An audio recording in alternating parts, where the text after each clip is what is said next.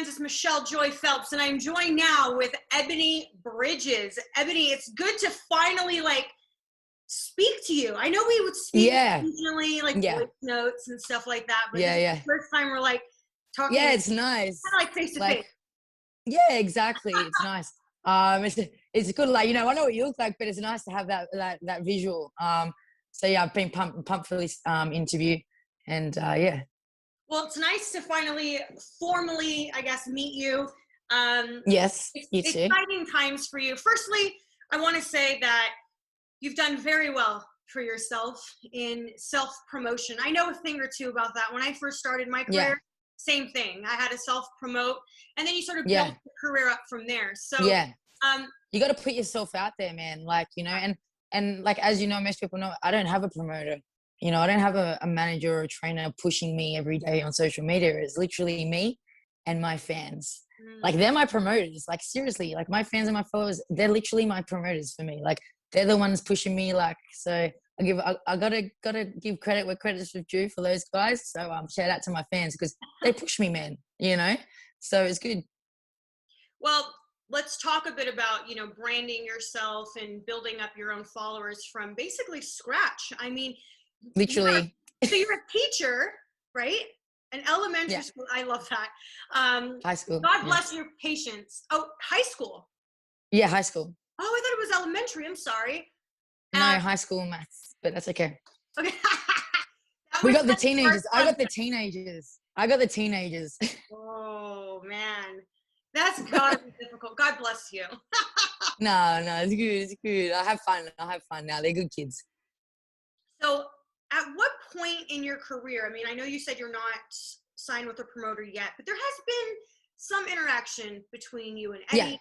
Has there been any sort of reach outs from any other promotional companies, interested? I just don't see how you don't have a promoter yet.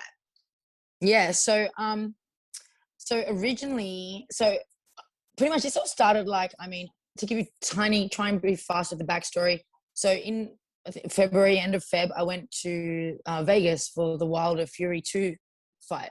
And I saw all the British fans and I was like, man, these guys are unreal. I want to fight in the UK because I want this kind of loud, intense, crazy fans, So I got on Twitter, and this is now just over 12 months ago, because I had a friend that was British, and he's like, man, if you want to get into boxing and the UK boxing, you got to get on Twitter. That's where it's at. I'm like, Twitter? We don't use Twitter in Australia. What isn't that? It's so hard to use it. Anyways, I just got on there and did a few things and just be myself and tweeted me and just had bants and stuff and swore and just me. And it just seemed like that the Brits really love that, this come out of nowhere, just being real, being I'm not loud, I'm just real, I'm just straight up, and I have a laugh and I interact because I love people and I love talking to people. So that kind of built a bit of momentum. And then I had Frank Warren contact me around March, April, pretty much not long after I got on Twitter, and he started to see that momentum. And he was interested in actually flying me over to, not Francis, but, same one. Francis Warren, interested in flying me over to the UK. He wanted me to come over to watch one of his shows. I think it was the Joyce Dubai fight when it was originally meant to be for April. But then COVID just turned things upside down, So we couldn't fly over there. And it was a bit of back and forth through there. But then obviously COVID got really bad and it just wasn't going to be, it wasn't really, possible. So, I kind of just took a step back from worrying about, these promoters and just thought, I'm just going to be me and just get on, and just have fun. And I'm in lockdown, so I'm just going to, talk with people and have a laugh and just, be me, do interviews and stuff, because what else am I going to do, And I like it. Like I said, I love talking to people. I don't shut up. I mean, it works for me. But and then I suppose there was a little bit back and forth there, I think Lou DeBella might have contacted my manager as well. And obviously I was interested in Eddie Hearn. I was always interested in Eddie Hearn because of the support he does for women's boxing, and I think that's what kind of drew me to Eddie. And also I love the shows. I just think they're world class. I just think they're exciting. I think the way the Matchroom put all the shows together, that's the kind of thing I want to be involved in, because for me, that's like up here, like that's like the, top shelf kind of stuff. Like, and that's where I think I belong. I'm made for that.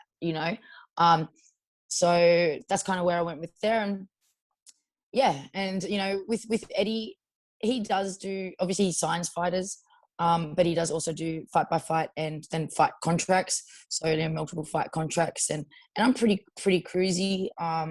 As long as I'm getting fights at the moment, I can't expect too much. I feel personally, I can't expect too much from promoters yet, or like from Eddie, because he hasn't really seen me fight. So I'm not fussed, but I know once they see me fight and and that kind of thing, that's when it will be very different, because at the moment people are interested because of who I am and my following, and it's obvious that I'm going to put bums on seats and I have a lot of love and stuff like that. But really, as a promoter, you want the girl to be able to fight, or the guy to be able to fight as well. Yeah, so, and that will be shown on April 10th, 100%. So I'm patient, and I'm happy doing my thing, and I'm happy being in control and doing whatever I want to do because it's working. So yeah, it's just that, obviously having a promoter, I think you get a little bit more money behind you. But hey, I'm cool. I'm having fun. Which is just the beginning for you. I mean, just to even have this opportunity at the moment, do you know what I mean? I mean, it is for the vacant WBA bantamweight world title. And, to have that happen for you so quickly in your career, I mean, honestly, I don't see, you're not complaining. Basically. No, I'm definitely not. Yeah, definitely not complaining. Look, I mean, we get a lot of shit about it. Both. No, but I'm sorry, I don't mean to interrupt you, but you're in a good spot though. Because if you look at what, like, for example, if you look at what like Canelo's been doing now too, and a lot of other fighters are starting to look at is, and Teofimo's entertaining in it as well, is sort of, you get this brand, and you're not obligated to stay within one network and within one. Exactly. Like, you can really go to any network, 100%, promoter when you're independent. Exactly. And I don't think that's a problem being locked down in anywhere. You know what I mean? I'm a bit like, I love doing my own things. Like, you can see, man, I go out and I get my shit. Like, I get it. I do it. You know what I mean? I'm chasing it. And I'm in control, and I like that. And, I'm pretty easy to deal with. Me and Eddie, we chat, and I know that he knows that I'm easy to deal with. And I just, it's not a hard relationship. Like, it's good when you build a good relationship and with people. And I love building relationships, like networking and stuff like that. So, and I think that a lot of the times that, things are built around that, even my relationship with my fans, so, I mean, if you're a good person, a genuine person, good things are going to come to you. And if you work hard, they're going to come, and I know that, and I'll work hard for it. But yeah, I just think, yeah, it's you can say it's soon, and everyone's making a little bit of a deal out of it. But, there's so many fighters out there, women fighters, that have fought for world titles under 10 fights. There's heaps. You know what I mean? Like, even people like saying to Shannon, it's her it's going to be her 8th fight, and they're complaining. I'm pretty sure Terry Harper won her WIBO world title on her 7th fight or 8th fight. Same with, like, I don't know if it's Savannah or maybe Chantel Cameron. Like, these girls, they're fighting and they're winning world titles on their 7th fight, on their 8th fight, on their 9th fight, but you don't really hear anything. But then, Shannon Courtenay's getting shit about it. I'm getting shit about it. What is it? Because the way we look? Like, what is it? Like, what's the problem? Because, I just feel like because of the way me and Shannon look, and we're looked at in that sense, which I actually don't really care, but I feel like that's why everyone's going up about it, because they're like, oh, well, you're getting it so soon. Like, you shouldn't be getting a shot so soon, and you're getting it because of your looks and because of this, and the same with Shannon. But, well, what about all those other girls? French on Cruz, Hannah Rankin had her 7th fight, Hannah Rankin's 7th fight against Napoleon, but you don't hear boo. Like, it's all congratulations for getting a world title so soon. Well done. Like, but with us, it's like, how dare they be fighting for a world title so soon? They haven't earned it. Like, they don't deserve it. Like, here's the thing. Opportunity knocked, you took it. You don't owe any explanations to anybody, and who cares? At the end of the day, right? I don't read too much of what goes on Instagram. I mean, I'll post and sort of walk away, but I haven't personally seen those comments. So the fact that you're getting those comments just tells me, like, to just ignore it, because at the end of the day, any fighter, it doesn't matter at what stage they are in their career, any fighter would take the opportunity. How dumb of you would you be if you got the phone call and you're like, but apparently, apparently not, right? Well, I've read some comments from boxers that have only had 1 or 2 fights. And they're like, oh no, like I wouldn't take it that soon. Like I wouldn't be ready. I'm like, fuck off. Are you fucking kidding me? As if someone's not going to come up to you, offer you a world title, you're going to say no. You're going to go for it because it's boxing, and anything can fucking happen in boxing. You could be a mad underdog, had 1 or 2 fights, and then win and become a world champion in your second fight. That Hoi Choi, I don't know her name. I don't want to try, but the featherweight. Yeah. Haim Choi. Yeah, Haim Choi. Mm-hmm. She won a world title in her very first fight. Look, it's always what I mean? different. It's always going to be different with women's boxing. It is what it is. Yeah, exactly. And it's just yeah, I mean, I'm stoked for it, and yeah, you'd be crazy to say no. Like, what do you I just feel like it's like people are like, what do you want me to say? Oh no, I'm good. Like, I don't want a world title yet. I'm not ready. Like, no, I'm going to go in there and give it my best and hopefully win and become a world champion on my, 6th fight. And then you can all celebrate.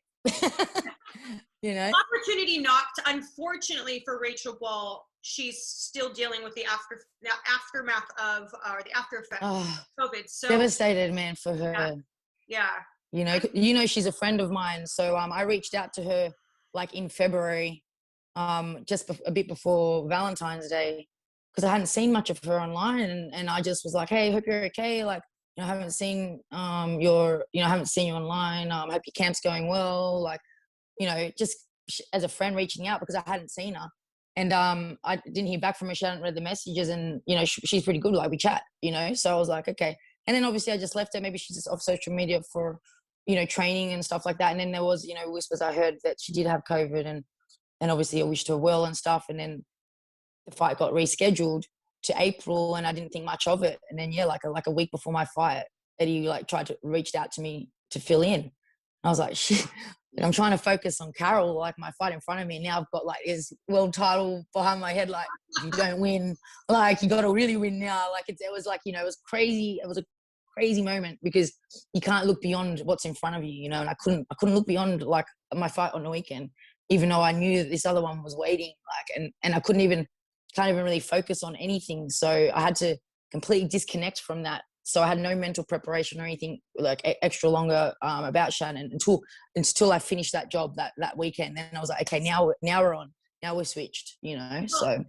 You literally just fought. Yeah. You went from one camp literally straight into the next. And not just that, you moved your ass all the way across to a different country. Yeah. And you started training the very next morning.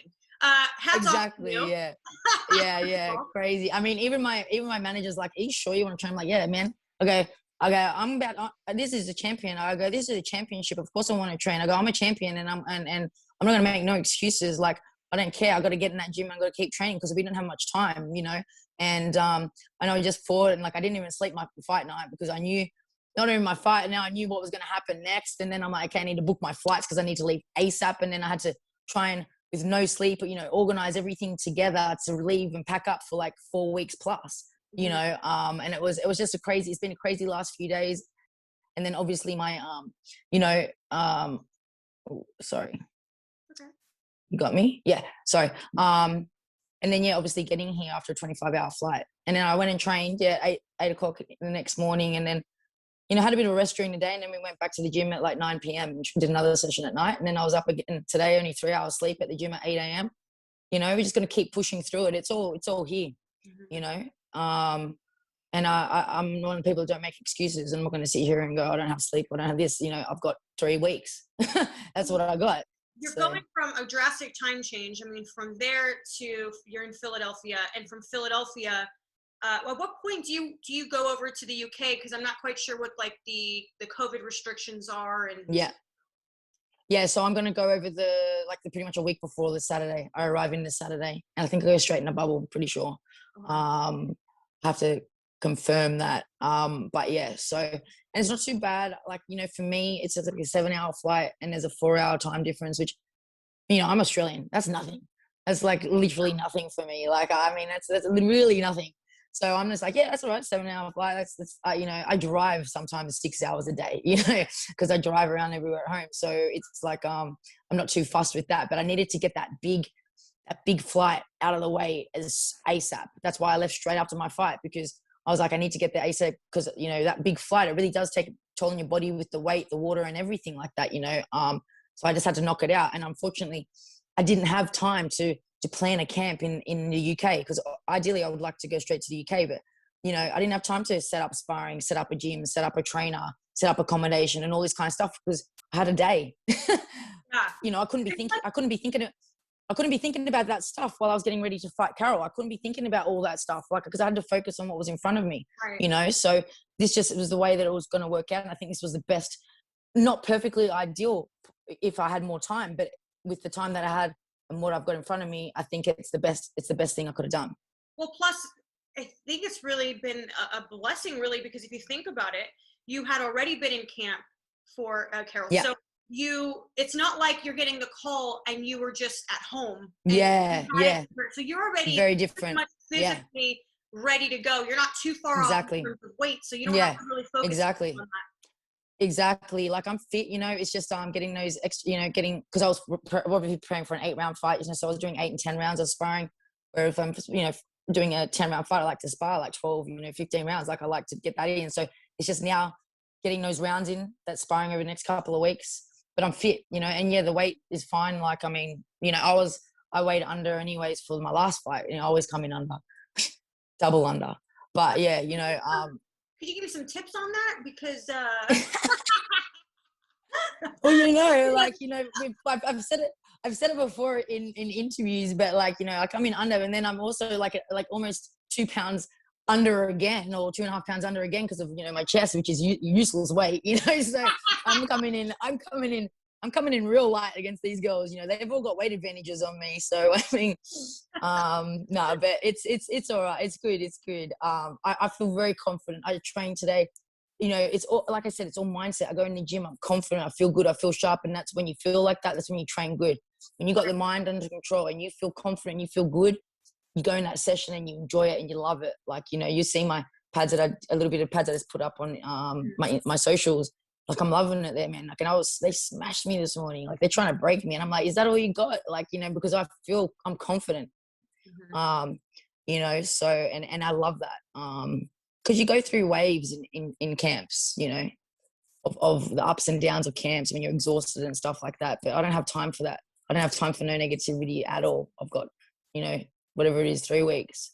So have you found yourself on the receiving end of sort of, I don't know, like bullying and not, I hate calling it bullying, but just being a target towards, you know, being perceived maybe or misperceived for things you say or do? Because let's kind of go back to Shannon Courtenay's interview that she did with IFL.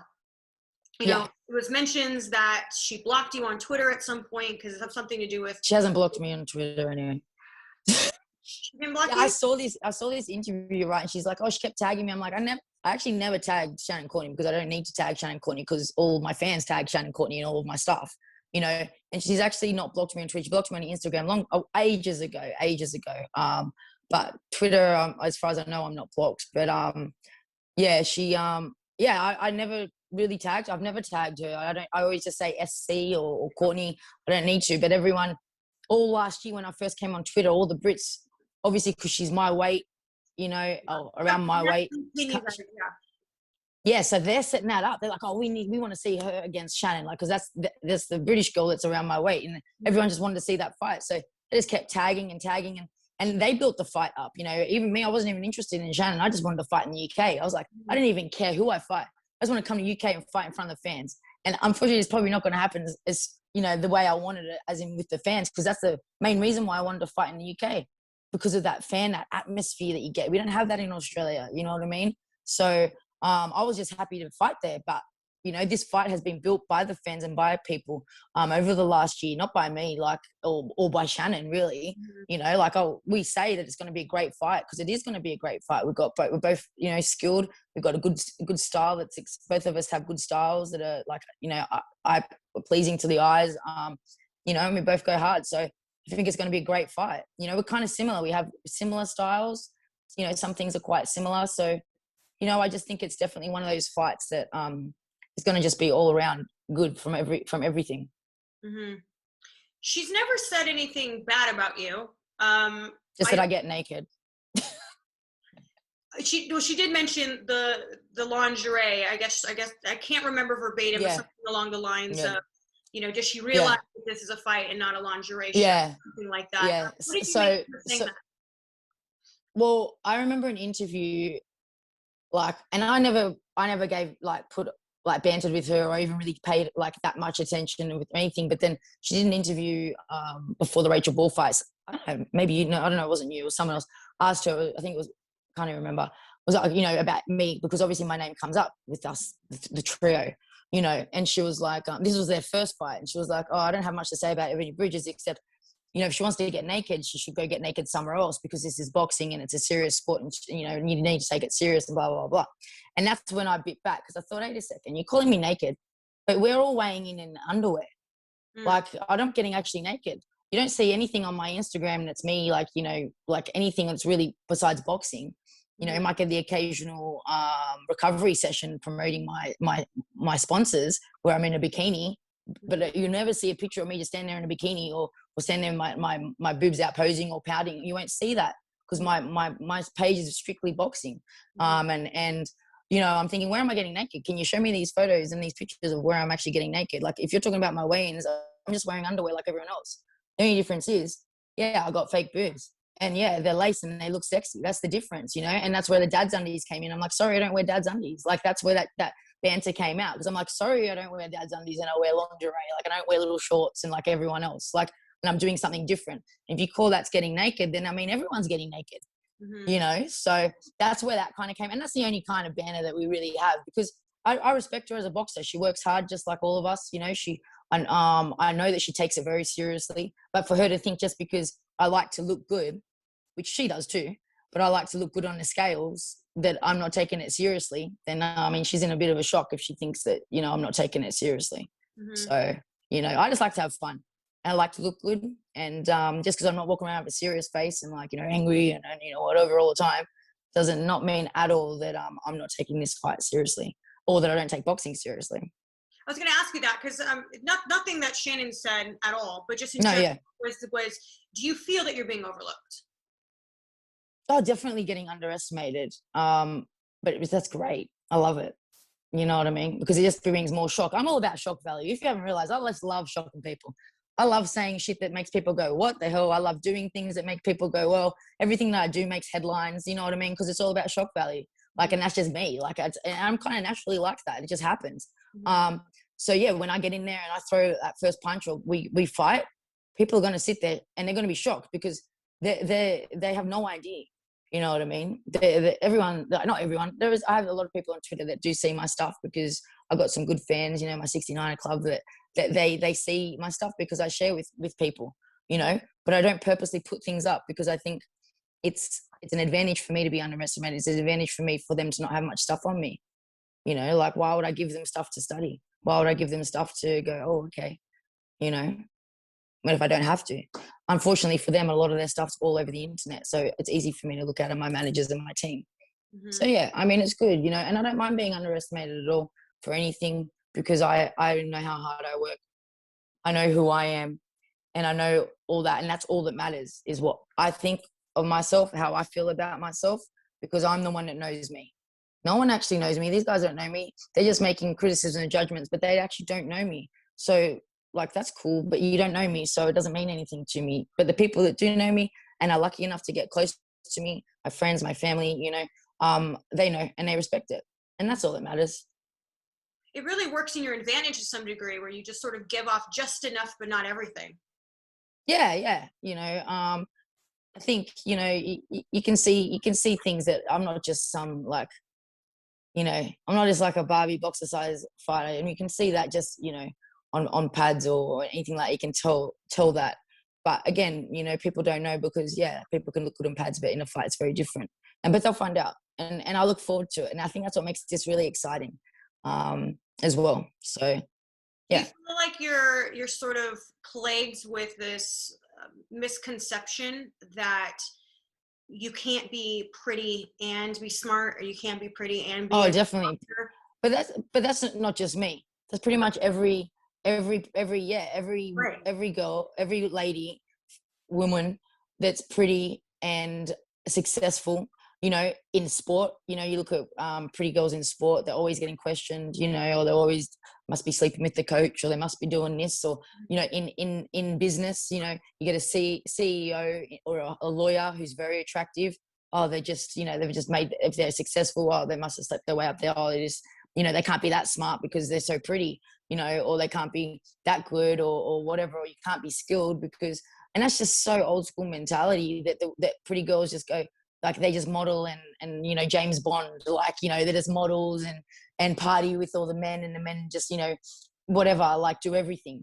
And that's old school, man. And that's stereotypes. And we're still trying to break that. And I mean, that's what I'm trying to do. Like, without trying, I hope that that's what happens, you know, and not just in the sport, like in my classroom with my kids. Like, I see the, you know, the girls in my class, I'm like, man, you can be smart. It's okay. It's not cool to be smart. Like, you know, like, this misconception that if you're a woman and you're smart, like, you know, it's not cool, or it's not attractive, or whatever. Like, it is changing, but there's still a lot of questions, you know. In businesses, you got a woman boss. Oh, a woman boss. Like, you know, like, it's just, it's across. Yeah. You know what I've noticed is, I think maybe even just 5-10 years ago, I could say that it probably still hadn't fully changed within the industry. But I think now, I think that the noise that we hear often is always coming from outside sources, because people within the industry would know whether you work hard or not. They know whether to respect you or not. I think that's pretty easy to sort of decipher amongst the community of people. Yes. Like you said, that people actually see how hard you work and do. But I think that there will always be some form of judgment or stigma, most especially towards sexism with women, but just from the outside. So we're always going to hear stuff, doesn't matter what it is, because social media is so loud. Yeah, of course. And, you know, it's like, I get all the time, you know, and I wouldn't be obviously not the only one, but I get all the time, how can you box? You're too pretty to box. You're too pretty to box. You shouldn't box. Like, you know, like just like always relating my looks to boxing. It's like, why would you want to box? You're too pretty. Like, who cares? Like, what's it got to do with how pretty I am? Like, or whatever, you know. And I'm not saying that everyone's type, you know, not everyone likes blondes. Like, you know, some people probably think I'm ugly as fuck. Like, I bet, you know, I don't care. But I'm just saying, like, you know, like, there is that thing where people are like, you know, you're too pretty to do this, or you're too pretty to do that, or like, you know, I just, that's why I had a little hashtag, pretty girls fight hard too. Like, I always put that up because, look, don't get me wrong, there's plenty of girls out there that are very attractive, and they do the boxing just to help with their, you know, their brand or their name and stuff like that. And they might fight like girls, if that's what you want to call it, you know, but it's not that everyone fights like that.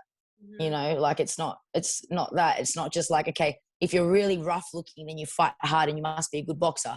And if you're really not rough looking, like, then you mustn't be very good. But it's weird because it feels like it should be the other way around. Mm-hmm. Because you're not getting hit, obviously.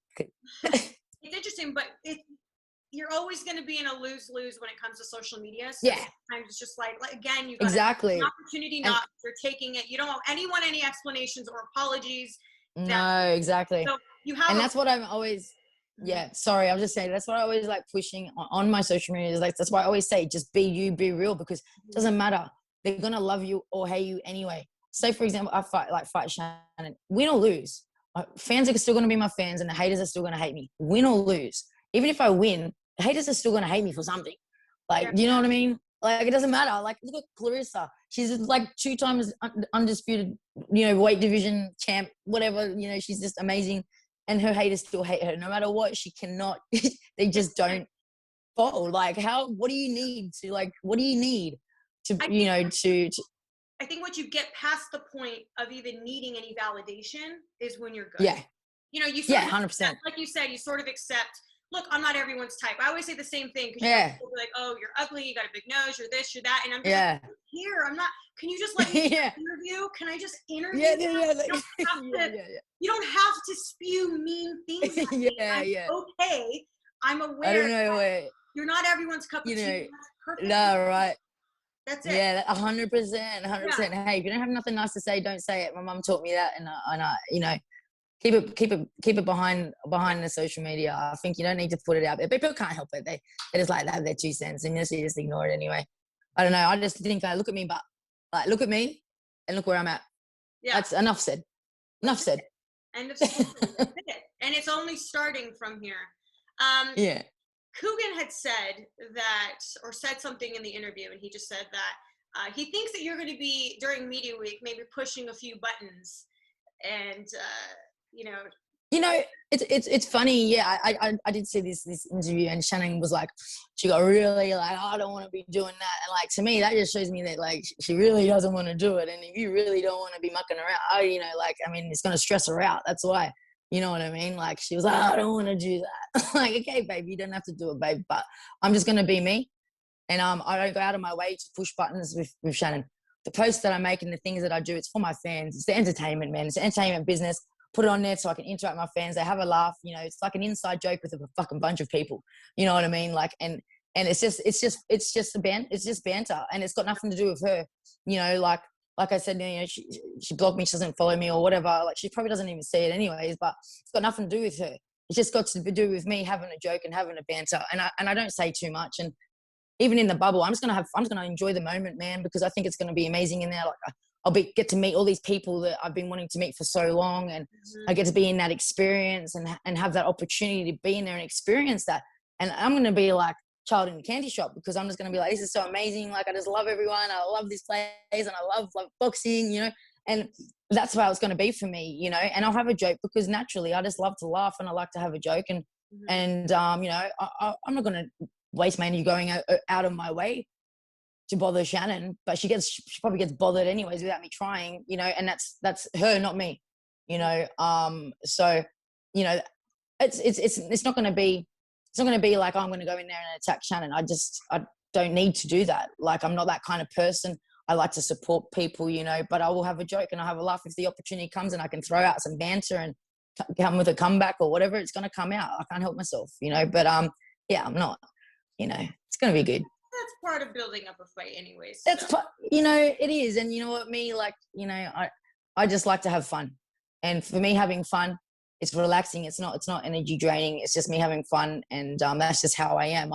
You know, if I was the kind of person that had to put this on and had to force myself to talk and interact with people and build these relationships because it's not naturally me, then yeah, it might be a bit exhausting, but it's not for me. It's like, you know, nothing.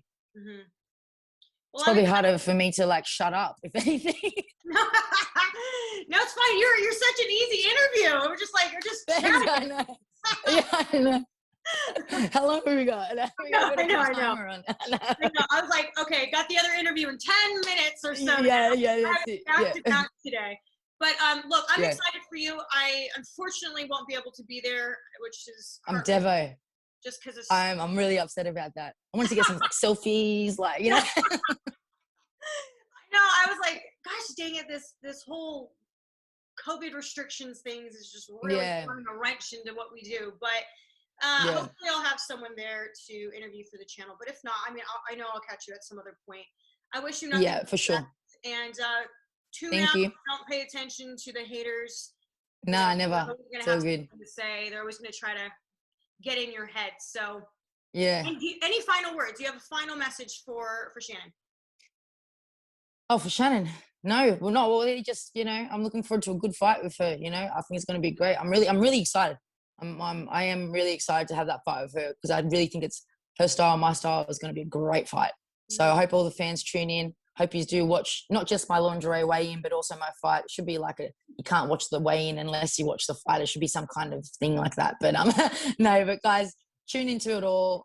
You know, the fight week, everything. It's going to be great. And a big shout out to all my fans. You know, I love you guys, and honestly, you guys help me be here. So and encourage me and push me to want to make everyone proud. Everyone that supports me, I want to fight for them and prove that they're supporting, someone legit. So yeah. And thanks to you. I know, it's nice to finally speak this way. That's good. Yeah. It'll last. So I won't. Enjoy the rest of your day, and Thank you. we'll catch up with you hopefully media week. Yes, I'd love it. Okay, girl. Okay. Have a good day, and All thank right, you for squeezing me in. See ya. No problem. Have Bye. a good one. Bye-bye. Bye. Hey Fi fans, it's Michelle Joy Phelps. If you haven't already subscribed to our YouTube channel, make sure you do so by clicking this icon right here, or else